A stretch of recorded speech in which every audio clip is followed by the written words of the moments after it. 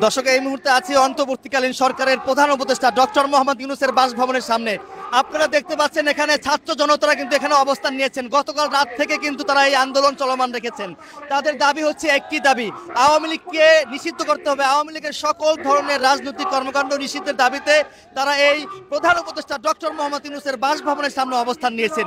এবং এই মুহূর্তে দেখতে পাচ্ছি তারা কিন্তু এখানে অবস্থান নিয়েছেন এবং এই অবস্থানকে ঘিরে এখানে তীব্র থেকে তীব্র গরম, তার জন্য কিন্তু এখানে স্প্রে করা হচ্ছে। সবার মাথা ঠান্ডা করার জন্য কিন্তু এই উদ্যোগ নেওয়া হয়েছে। আমরা আপনাদেরকে দেখানোর চেষ্টা করছি।